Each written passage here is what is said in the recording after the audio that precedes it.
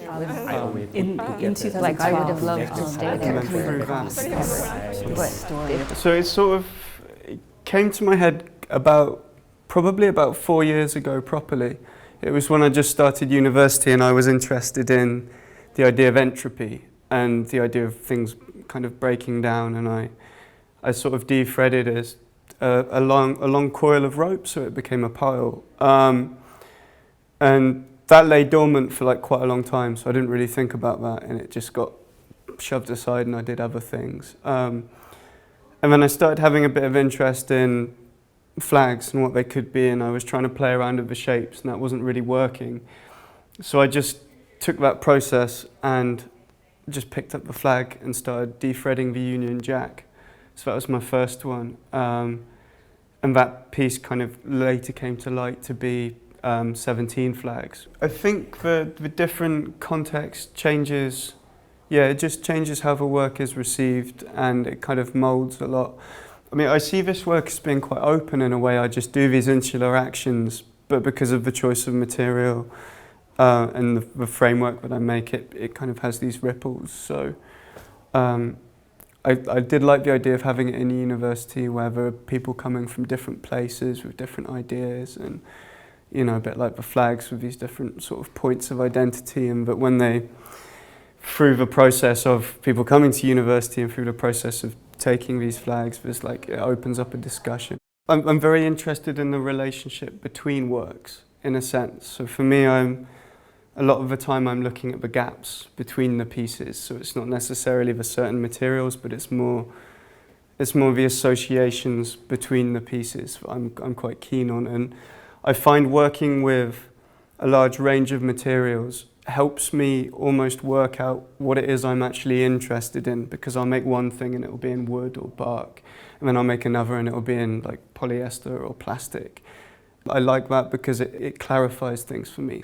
I was sort of thinking a lot about how in the UK we're talking about leaving the EU and things like this, and Switzerland is being seen as a sort of a model example of why to leave the EU. And I know that the work doesn't directly deal with this, but I like the way that it's in the same time. So it's sort of through people's own perceptions and knowledge, they bring the context to the work as well. I never really started making art because I liked artists. I started making art because I liked making art.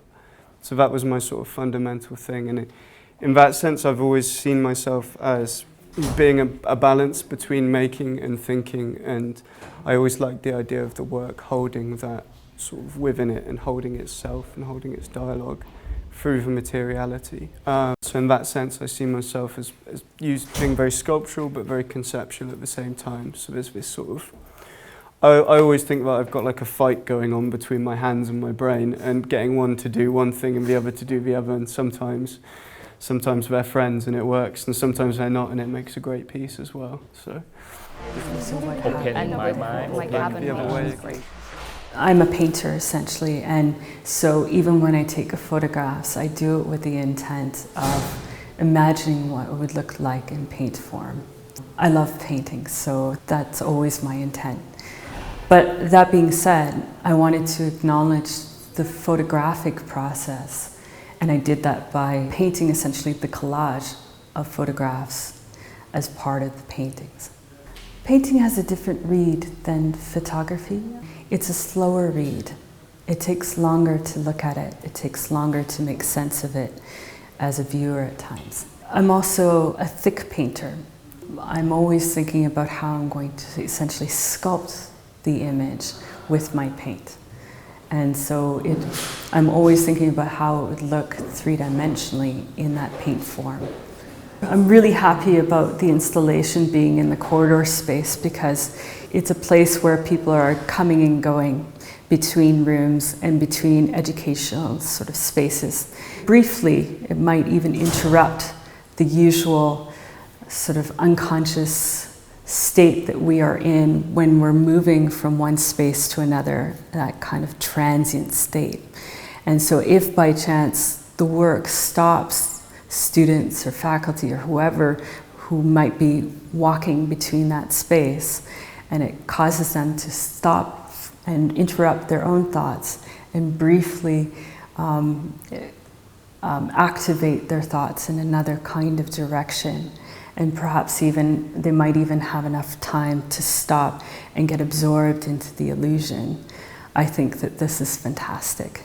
It does deal with oil contamination, and it does deal with hydrocarbons and the effects of that kind of contamination on the psyche of people who may endure that. And this is a really interesting topic at the moment, particularly where I live and where many people live along routes of oil transportation and a pipeline that's going to be built in our province. So it really depends. For this project, I named it as the Wish, Ride and Dream. And the Wish, Ride and Dream that I have been made since on the 2001 in Canada. I have two different projects. One is the video, and the other side is the mixed media installation, like this kind of thing. So it's the same name, but it's different context. I spent some time in Europe, look like, let's say, like in the Scandinavian. I say many different countries. And the beautiful thing in my mind, I'm not sure this beautiful, maybe it's common, very common for the general people, but I feel that it's so wonderful and beautiful, and then I would like to expression. Look like I camping on the mountain in the middle of the night. That and local people, they never do that. They never do that, but I do that, and then I invite them. They come. They say, "Wow!" They say, "Oh, wow! Why we never do that? Because it's uncommon." But this is my eye. This the eye of an Asian, the eye of the outsider. Yet, and then I discover something, and then for during the winter, people also feel very depressed. But for me, no. I feel, oh my God, this so. I saw a very beautiful moon. I saw a beautiful star, and then how I feel that how I can express how beautiful, how romantic. Yes, and then I climbing to the top of the mountain.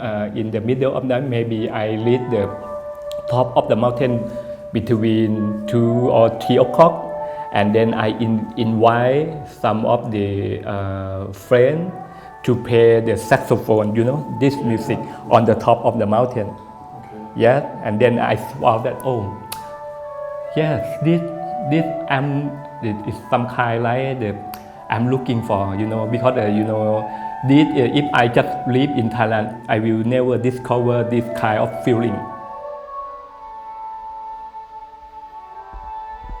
I think the most important in my work is about the atmosphere.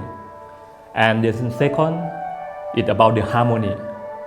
I think this the most good thing. I think it's not only one single. I don't care what is the different kind of medium, but I just would like to see with my sense how to make connection with my sense, how to make the harmony.